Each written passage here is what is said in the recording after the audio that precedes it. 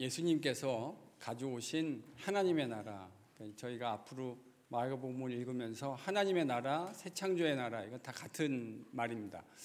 이 하나님의 나라, 새 창조의 나라에 대해서 오늘부터 다음 주까지 예수님이 이제 비유로 그 나라를 이야기해 주실 겁니다. 근데 일단 여러분, 하나님 나라 그러면 하나님 나라가 무슨 이야기인가, 이걸 이해하는 게 참 중요합니다. 여기서 하나님 나라, 천국을 여러분 죽어서 우리가 가는 곳 이렇게 이해하면 지금 이 비유 하나도 이해 안 됩니다. 그러니까 제가 죽어서 가는 하나님의 나라가 없다라는 것을 말하려는 것이 아니라 하나님의 나라, 예수님이 말하신 그 이야기를 이해하려면 지금 우리가 일반적으로 생각하는 죽어서 가는 곳, 만약에 이렇게 대입해가지고 이 본문을 이해하면요, 하나도 이해가 안 되실 거예요. 하나님의 나라라는 무슨 말인가? 그것은 주님이 다스려 주시는 통치, 새로운 창조의 다스림, 여러분 이렇게 이해하시면 될 것 같습니다. 일단 이제 오늘 이 예수님 비유 안에 등장하는 이 내용은 4개의 밭이 있죠. 이거 너무 유명한 비유라 많이 들어보셨을 것 같다 생각합니다. 그래서 이 비유를 읽고 많은 사람들이 어떻게 생각하냐면, 좋은 밭이 돼야 되겠다. 나는 지금 어떤 밭인가? 이렇게 접근해 가십니다. 나는 어떤 밭이지? 좋은 밭이 돼야 되겠다. 이렇게 이 비유가 말하는 내용을 이해하려고 하는 그 움직임들이, 그런 이해들이 있습니다. 좋은 밭이 되자라는 걸 제가 반대할 이유가 없죠. 우리가 좋은 밭이 되어야 하고 열매 맺는 밭이 되어야 된다라는 건 신학적으로도 너무 당연한 이야기이기는 한데, 제 질문은 이거예요. 이 비유가 그 이야기를 하려고 하는 건가? 당연히 좋은 밭이 돼서 열매 맺는 건 너무 당연한 일이긴 한데, 이 비유에서 예수님이 그걸 가르쳐 주시기 위해서 이 비유를 말씀하신 것 같지는 않다라는 생각을 하게 돼요. 그 이유는 여러분 11절 때문입니다. 여러분 본문 11절을 다시 한번 읽어보실까요? 본문 11절입니다. 뭐라고 주님 말씀하셨는가? 같이 읽습니다. 시작.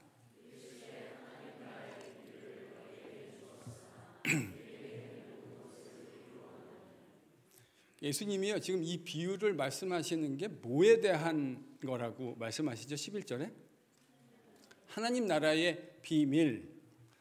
그러니까 이제 이 비밀이라는 말 때문에 뭔가 그 시크릿 이런 것 이야기하는 것 같은 느낌을 받게 됩니다. 근데 사실 이 본문에 사용된 단어는 뭐 시크릿 완전히 틀렸다고 말하기는 어려운 것 같은데요. 원문의 단어는 무스테리온이라는 단어가 쓰였습니다. 신약 성경에서 무스테리온이라는 단어를 제 기억에 가장 많이 사용한 사람은 바울인 것 같습니다. 신비한, 미스테리어스한 하나님의 놀라운 지혜와 지식을 이야기할 때 바울은 무스테리온. 여러분 무스테리온 그러니까 발음도 뭐랑 비슷하죠? 영어의 미스테리. 영어의 미스테리라는 단어가 바로 이 헬라어 무스테리온이라는 단어에서 왔습니다. 그래서 주님은 지금 이 비유가 뭐에 대한 것이라고 말씀해 주고 계시다고요? 하나님 나라의 미스테리. 그러니까 이 비유를 열매 많이 맺자라는 정도로 이야기하면 제가 볼 때 하나님 나라의 미스테리는 하나도 설명이 되지 않아요. 예수님은 이 비유가 지금 하나님 나라의 미스테리를 이야기하고 있다고 하는데, 열매를 많이 맺으면 그게 무슨 미스테리예요? 뭔가 미스테리한 것이 등장해야 이 비유가 설명이 된다는 거죠. 그럼 미스테리의 핵심이 뭔가? 그것은 주님이 가져오신 하나님 나라, 새로운 창조의 나라가 그들이 그 당시에 기대하고 있던 것과 다른 모습으로 왔다는 데 있습니다. 그들이 기대하고 있는 모습이 있었는데 주님이 실제로 가져오신 그 하나님의 나라는 그들이 기대했던 것과 영땅판의 모습으로 이 땅 가운데 왔다는 거예요. 여러분 그게 미스테리예요. 그래서 일단 이 비유를 윤리적이고 도덕적이고 뭐 이런 의미로 이해하려고 그러면 하나도 이해가 되지 않습니다. 주님은 전혀 기대했던 것과 다른 모습으로 나타난 하나님 나라를 이해하기 위해서 하나님 나라가 그 새 창조의 나라가 미스테리어스하다라는 이야기를 해주고 싶은 겁니다. 여러분 이 비유가 왜 중요하냐면 13절에서 주님이 하신 말씀 때문에도 중요해요. 13절도 같이 한번 읽어볼까요? 주님 뭐라고 말씀하셨는가? 같이 읽습니다. 시작.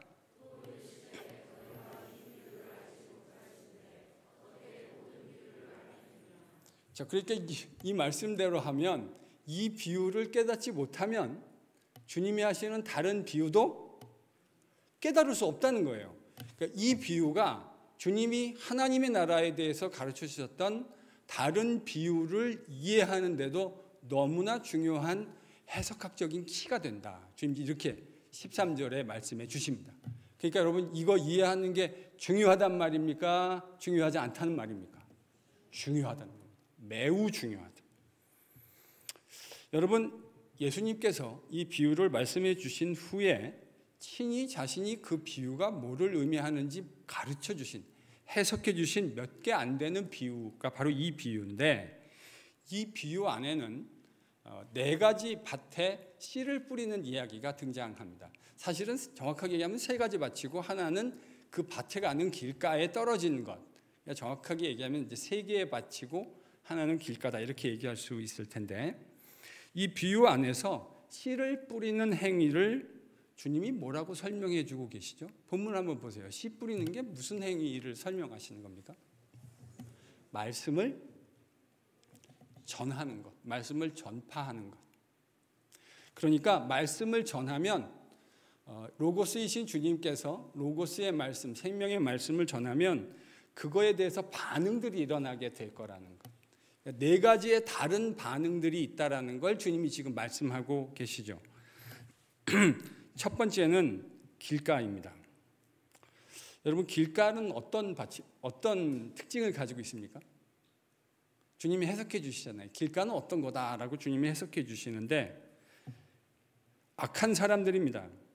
그래서 거기에 말씀이 전파되고 뿌려지는데 마치 새들이 길가에 뿌려진 씨앗들을 다 쪼아 먹는 것처럼 그들이 이 복음, 주님이 전파하시는 이 복음의 말씀을 전혀 이해하지 못하고 결실하지 못한다는 거예요. 이런 일들이 일어날 거라고 주님이 이야기하시는 거죠. 그럼 여러분 주님이 이 말씀하시는 게 지금 21세기 세인루이스에 살고 있는 우리들에게 하신 말씀이 아니라 이 1세기 팔레스틴에서 주님이 하나님의 복음의 말씀을 전파하실 때에 주님에게 어떻게 반응하느냐라는 관점에서 이 비유를 이해하시면 여러분 이 비유가 훨씬 더 이해가 잘 되실 거예요. 마치 길가에 떨어진 씨앗을 새가 와서 다 쪼아 먹는 것, 이것을 주님은 전혀 주님께서 전파하시는 복음이 어떤 것인지 이해하지 못하는 사람들이라고 이야기했잖아요. 그러면 예수님이 복음을 전하시던 2000년 전 팔레스틴의 문맥에서 여러분 이 사람들은 누굴 거라고 생각하십니까? 어떤 사람을 예수님이 지금 언급하시는 것으로 이해하면 좋을까요? 벌써요 예수님이 하나님 나라의 말씀을 증거하고 계시는데 그 말씀이 뭔지 하나도 깨닫지 못하고 완전히 봉창을 두들기는 사람들이 등장합니다. 심지어는 예수님을 핍박하려고 하고 그를 벌써 죽이려고, 적대하고 죽이려고 하는 모의가 시작되어졌잖아요.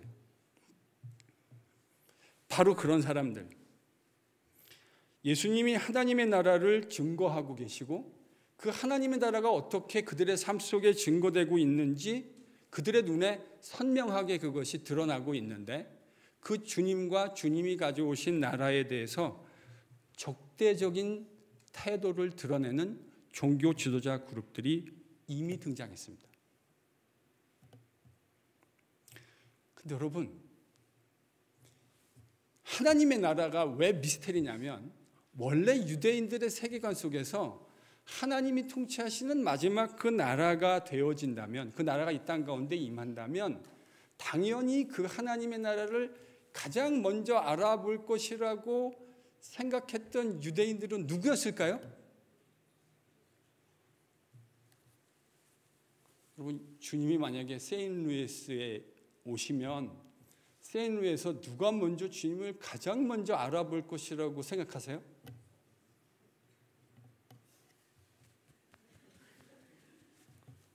제가 가장 먼저 주님을 알아볼 것 같지 않으세요?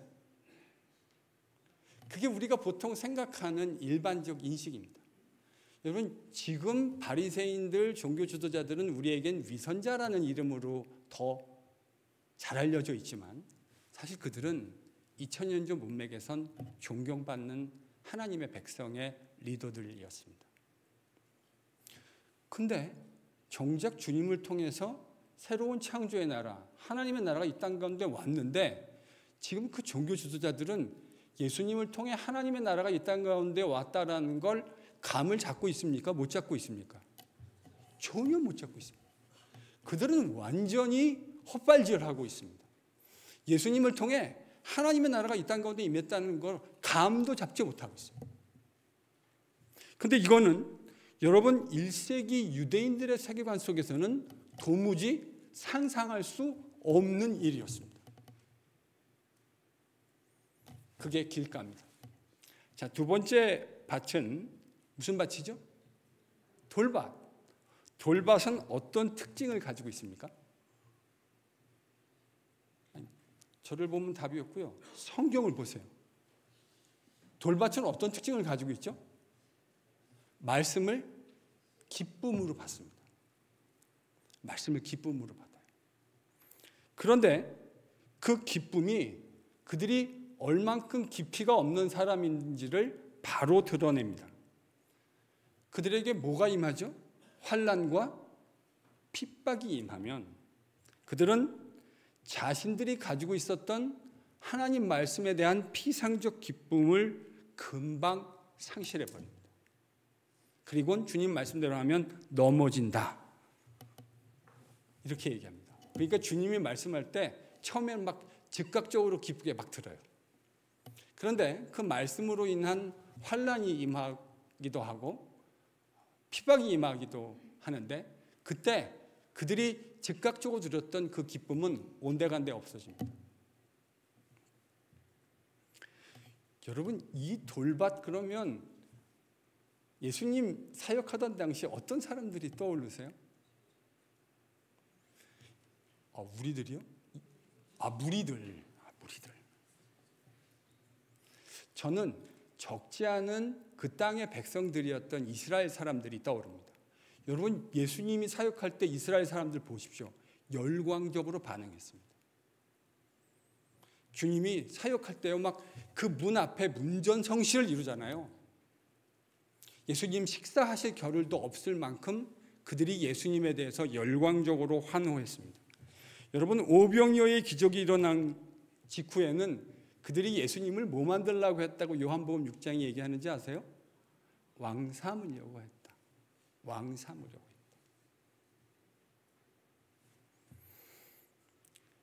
근데 여러분, 그 예수님이 예루살렘에 들어가서 입성하시고 로마 군병들에게 붙들리고 사내들인 앞에서 빌라도 앞에서 신문과 고문을 당하자 그 이스라엘 그 땅의 백성들이 뭐라고 소리쳤는지 기억하십니까? 바라바를 놔주랴, 예수를 놔주랴. 그들 뭐라고 얘기했습니까? 바라바를 놔주라. 즉각적으로 기쁨으로 반응하기는 했지만 환난과 핍박이 그들의 눈앞에 닥치자 그들은 즉각적으로 주님을 깨끗하게 손절해 버립니다. 여러분, 이 역시도 구약 성경을 근거로 생각했을 때 매우 상상하기 어려운 모습입니다. 주님께서 이 땅에 오시면 주님이 이 땅에 메시아로 왕으로 오셨다는 걸 가장 먼저 알아차려야 될 사람들은 누구일까요? 그 땅에 살고 있었던 그의 백성, 이스라엘 백성들이어야 했습니다. 우리가 요즘에 요한복음에서 읽고 있잖아요. 그가 자기 백성에게 왔는데 자기 백성이 그를 영접하지 않았다. 지금 딱 그 얘기를 하고 있는 거예요. 처음엔 기쁨으로 받아들였지만 환난과 핍박이 말씀으로 인해서 그들의 삶 속에 임하자 그들은 즉각적으로 주님을 손절해 버렸습니다. 그런데요, 이 모습도 구약 성경을 가지고 상상하기 어려운 모습이에요. 유대인들은 하나님의 아들 메시아가 오면 그것을 유대인들이 가장 먼저 알아볼 것이라고 당연히 기대하고 있었기 때문이죠. 세 번째 밭은 어떤 밭입니까? 가시떨기입니다. 이 가시떨기는 주님이 이렇게 설명하셨죠. 세상의 염려, 재리의 유혹, 재물의 유혹, 그리고 기타 욕심 때문에 결실합니까? 결실하지 못합니까? 결실하지 못합니다. 이들도 처음에는 결실할 것 같아요. 씨가 떨어지고 싹이 나고 열매를 맺을 것 같은 모습인데, 근데 실제로 가시떨기의 기운이 막아서, 그러니까 그 기운이란 게 뭐냐면 세상에 대한 염려, 재물에 대한 유혹, 기타 욕심. 그래서 이제 이 비유를 가지고 여러분은 어떤 밭이세요? 그렇게 물어보면 제 경험에 이 세 번째 밭이 제일 많아요. 왜냐하면 폐부에 그냥 확 와닿거든요. 마치 내 얘기하는 것 같은. 근데 여러분, 이런 밭은 열매 맺지 못하는 밭입니다. 그러니까 4개 중에 3개는 실패하는 밭이에요. 그러면 예수님 당시에 이런 사람은 누가 있었을까요? 복음서 이야기에서 이런 범주에 해당하는 사람 누가 있다고 여러분 생각하세요? 마가복음 10장에 보면 우리가 나중에 이제 다음 시즌에 아마 다루게 될 텐데요. 다음 시즌 거의 마지막에 부자 청년이 등장합니다. 그는 아브라함의 자손이었어요. 어렸을 때부터 율법도 지켰고요. 그는 영생에 대해서 많은 관심도 가지고 있었어요. 오죽하면 주님 앞에 나와서 영생에 대한 질문을 던졌겠습니까? 그런데 그는 주님께서 네가 갖고 있는 재물을 팔아서 나누어 주고 너는 나를 쫓아와라 이렇게 말씀하셨는데 어떻게 했죠? 근심이 커졌어요. 왜냐하면 부자였거든요. 그래서 그거를 가난한 사람들에게 나눠주고 너는 나를 좇으라고 하시는 주님의 말씀을 받아들이지 못하고 그는 주님을 떠났습니다. 저는 이 부자 청년이 예수님이 이 비유에서 말씀하셨던 가시밭에 해당하는 사람이라고 생각합니다.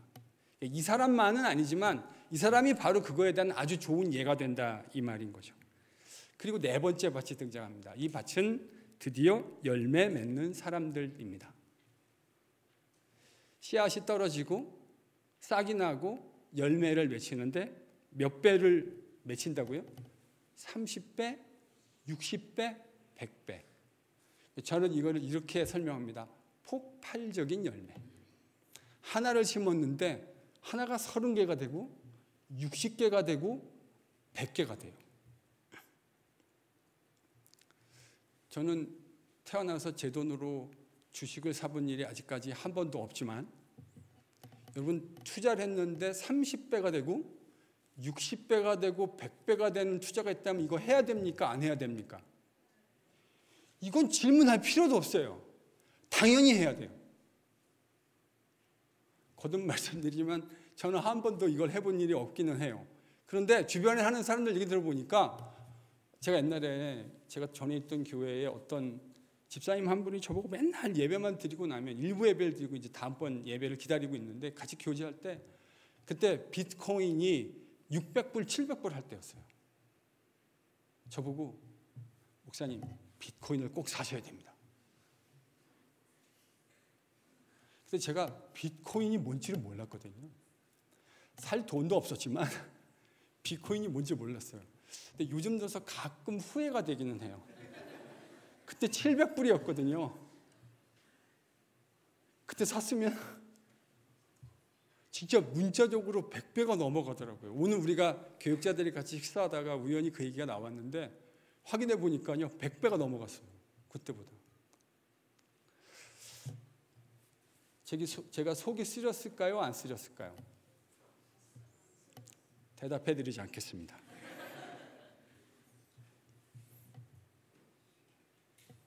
여러분, 30배, 60배, 100배의 결실을 맺는다. 이건 가히 폭발적인 결실이라고 말해도 좋을 것 같습니다. 그렇다면 예수님이 사역하셨을 때 예수님의 사역에 대해서 긍정적으로 반응했던 사람들, 그럼 여러분 어떤 사람들이 떠오르세요? 네? 세리, 죄인. 그렇죠? 그 당시에 경멸의 대상이었죠. 디스파이즈 됐던 사람들이었습니다. 또요? 유대인들이 예수님에게 더 긍정적으로 반응했습니까? 아니면 이방인들이 더 긍정적으로 반응했습니까? 스로보니게 여인, 사이로피니키안 워먼, 이방인들. 오죽하면 예수님이 이런 말씀도 하셨죠. 내가 유대인들에게서도 이런 믿음을 본 일이 없다. 여러분, 예수님이 하나님 나라, 새 창조의 나라를 가져오셨는데 그 나라에 긍정적으로 반응했던 사람들은 유대인이었다기보다는 이방인들이었고, 남자들이었다기보다는 여자들이었고요. 유대인들 가운데 종교 지도자들로 추앙받고 존경받던 사람들이 아니라 그들이 멸시했던 세리와 죄인들이 예수님의 복음 메시지에 긍정적으로 반응했어요. 여러분, 이런 그림은 구약 성경을 가지고 유대인들이 기대할 수 있었을까요? 없었을까요? 그 그림은 유대인들이 기대할 수 없는 그림이에요. 여러분, 이게 미스테리라는 거예요. 예수님이 말씀하시는 미스테리가 바로 지금 이 이야기를 하는 거예요. 그들이 구약 성경을 가지고 하나님의 나라가 이 땅 가운데 임할 때 일어날 것이라고 생각했던 수많은 전형적인 스테레오타이피컬한 그림들이 있었어요. 그런데 예수님이 정작 하나님의 나라, 새로운 창조의 나라를 이 땅에 갖고 오셨는데 주님이 가져오셨던 그 복음 메시지에 대한 사람의 반응은 완전히 상상을 초월하는 모습이었어요. 주님은 그것을 뭐라고 지금 표현하고 계시죠? 하나님 나라의 미스테리, 무스테리온. 예수님 안에서 하나님의 통치가 실제로 이루어지고 있는데 그 통치가요, 유대인들이 생각했던 것과 너무나 다른 모습이었어요. 구약을 근거로 생각했을 때 전혀 상상할 수 없었던 일들이 일어나고 있고, 열매로 그 하나님의 나라의 복음에 대해서 예수님의 메시지에 긍정적으로 반응하고 있는 사람들은 유대인들이 가지고 있었던 통념을 넘어서는 놀라운 내용들이었어요. 유대인이 아니라 이방인들, 남자들이 아니라 여자들, 세리와 죄인들, 그들이 주님이 가져오신 하나님 나라의 복음 메시지에 대해서 긍정적으로 반응하고 있었고, 그것이 몇 배의 결실로 나타나게 될 거라고 예수님 말씀하시죠? 30배, 60배, 100배의 결실로 나타나게 될 것이다. 이것이 하나님 나라가 보여주는 미스테리다. 예수님 말씀하신 대로 됐을까요? 안 됐을까요? 여러분, 사도행전을 나중에 저희들이 이제 묵상하게 될 날이 있을 겁니다. 이제 요한복음 1장을 막 읽어가고 있으니까 시간은 제법 많이 걸려야 될 것 같은데, 여러분, 사도행전에 가면 예수님이 지금 이 비유에서 말씀하셨던 내용들이 역사 속에서 실제로 이루어지고 있다는 사실을 우리는 확인하게 됩니다. 유대인의 종교 지도자들, 그 땅의 언약 백성들 대부분이 예수님을 밀어내고 손절해냈는데 전혀 복음 메시지에 하나님의 나라에 긍정적으로 반응할 것 같지 않았던 사람들이 이 하나님 나라에 예수님이 전파하시는 새로운 창조의 복음에 반응하고 그들을 통해서 30배, 60배, 100배의 결실로 열매 맺게 되어졌다. 여러분, 저는 사도행전이 예수님이 말씀하신 이 미스테리가 현실이 되는 것을 실증해 준 역사이라고 생각합니다. 예수님은 씨 뿌리는 자의 비유를 통해서 하나님 나라의 미스테리에 대해서 말씀해 주십니다. 2000년 전 문맥에서 주님의 말씀은 여러분 혁명적인 말씀이었을 거라고 생각합니다. 혁명적 말씀. 물론 이 메시지를 들었던 제자들이 예수님 하시는 말씀을 즉석에서 다 알아차렸다고 생각하지 않습니다. 그러나 주님이 부활하신 후에 그들은 이 비유의 말씀들을 다시 떠올렸을 것이고, 마가가 그렇고 마태가 그랬던 것처럼 그 부활의 빛 아래서 주님이 말씀하시는 진정한 의미가 무엇인지를 깨닫게 되었을 겁니다.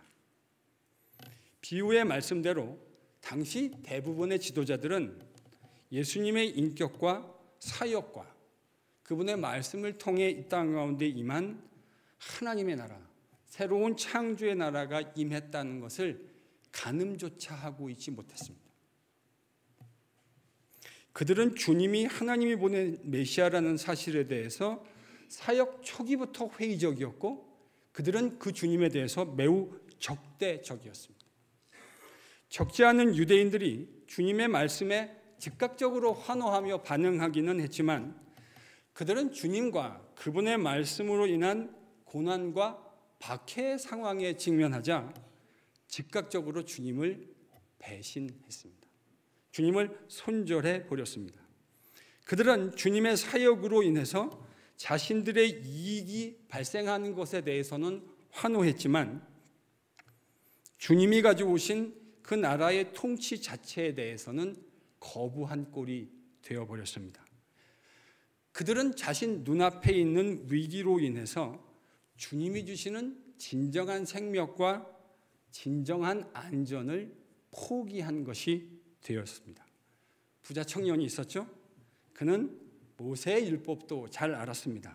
그는 아브라함의 후손이었습니다.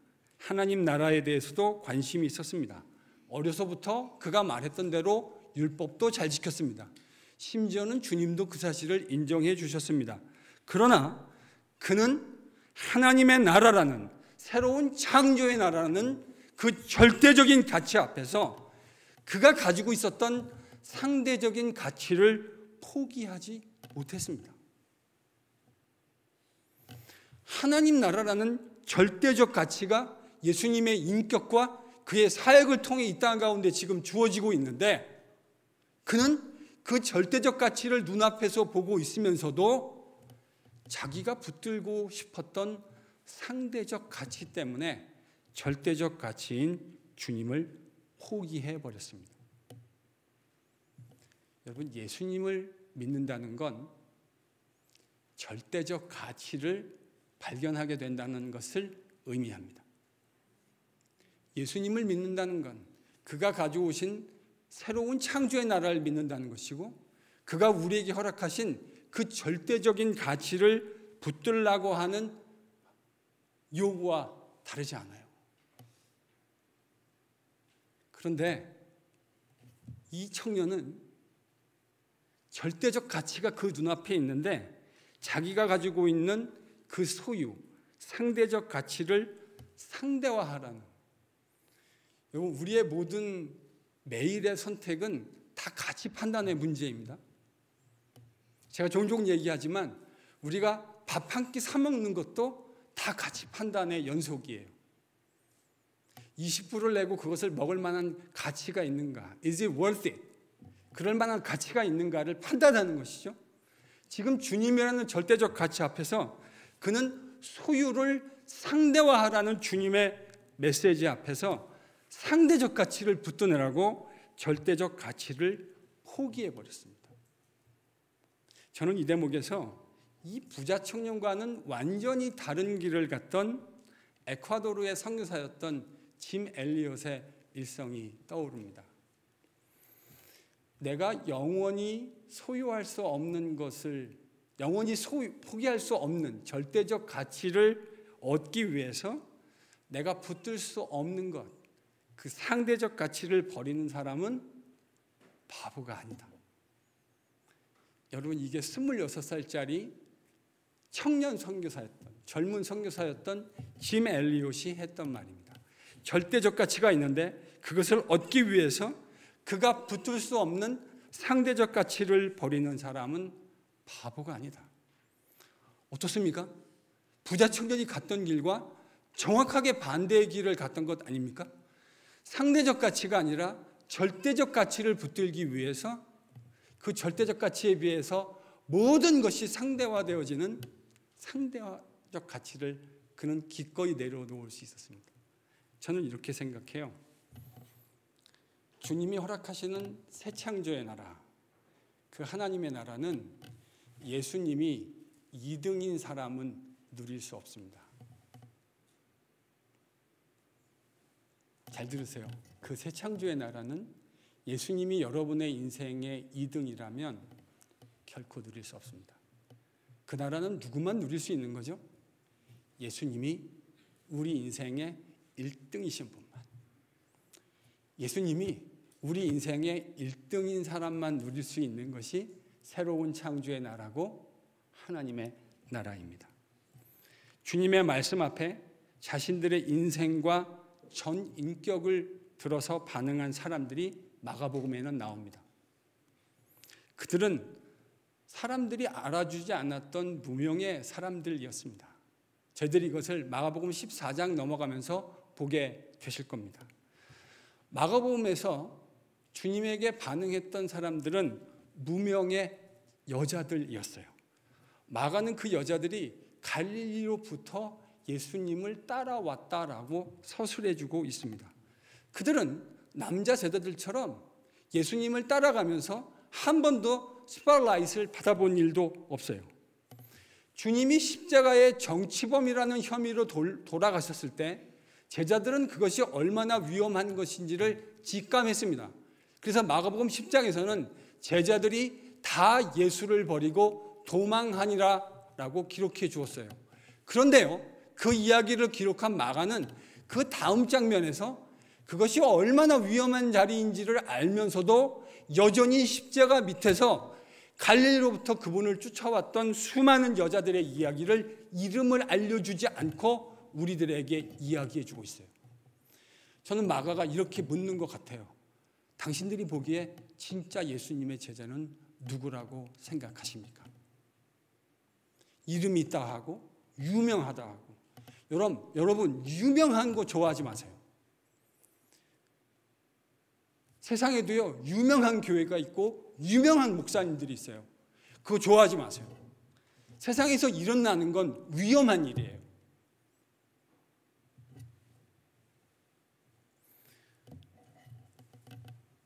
한 여인은요 예수님이 십자가 지신다는 것을, 그분이 돌아가신다는 것을 알고 나드 300데나리온 1년치 연봉에 해당하는 돈인데요, 그것을 예수님의 장사진남을 위해서 아낌없이 부어드렸습니다. 여러분 이게 왜 가능한지 아세요? 여러분의 1년치 연봉을 주님 앞에 부어드리는 건 여러분 쉬운 선택은 아닙니다. 그건 주님이 어떤 분이신지를 알 때 그분이 가지고 계신 가치가 어떤 것인지 그 사람의 심령 속에 선명한 사람만 할 수 있는 거예요. 1년치 연봉을 부어드렸다고요? 지금 한 번에. 물론 저는 복음서에 등장하는 이 사람들이 주님이 이 땅에 계시는 동안 지금 우리가 알고 있는 이 복음의 내용들, 그만큼 다 알고 있었는가에 대해서 확정적으로 말하기 어렵다고 생각합니다. 우리가 아는 것만큼 그들이 알고 있었을까? 그럼에도 불구하고 한 가지 분명한 게 있어요. 그들은 예수님 안에서 새로운 창조의 나라의 일들이 시작되고 있었다는 것 정도를 느끼고 있었고, 그리고 무엇보다 그들은 그 주님을 사랑했어요. 그들은 그 주님을 사랑했어요. 이런 행동은 사랑하는 마음이 있는 사람만 할 수 있어요. 그 사랑 때문에 자신을 부인하고 자신의 재물을 부인하고 절대적인 가치들 앞에서 상대적인 것들을 다 부인하는, 그리고 절대적인 주님과 그 주님이 가져오신 나라라는 가치 앞에, 말씀 앞에 헌신할 수 있었어요.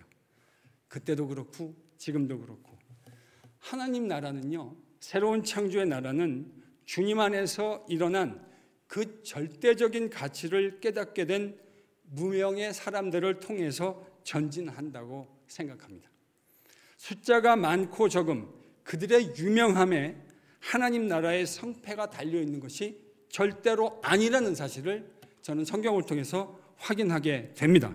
그 나라는 예수님 안에 임한 하나님 나라라는 절대적인 가치 앞에서 모든 것들이 상대화될 수 있다는 사실을 기꺼이 인정하고 수용하는 사람들을 통해서 오늘날도 전진해 갑니다. 그들의 유명과 무명은 하나도 중요하지 않아요. 왜냐하면 어차피 하나님의 나라는 그들의 능력에 달려있는 것이 처음부터 아니었기 때문입니다.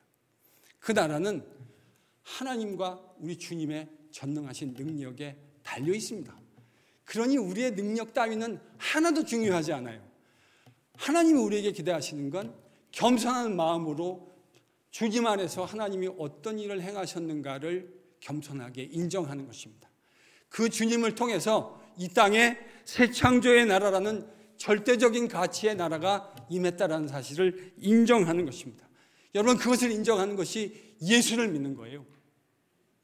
예수를 믿는다, 내가 예수의 제자가 된다는 말은 예수님을 통해서 이 땅 가운데 임한 그 어떤 것을 가지고도 바꾸고 이뤄낼 수 없는 절대적 가치를 그 나라가 가지고 있다는 사실을 인정하는 거예요. 그게 예수를 믿는다는 말의 의미고 예수의 제자가 된다는 말의 의미입니다.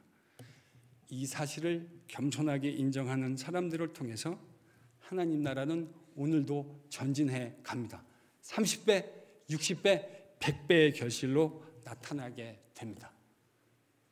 KPC에 있는 모든 성도들이 이 진리를 깨닫는, 하나님 나라의 미스테리가 무엇인지를 명확하게 깨닫는 진짜 예수의 제자들이 되실 수 있기를 축복합니다.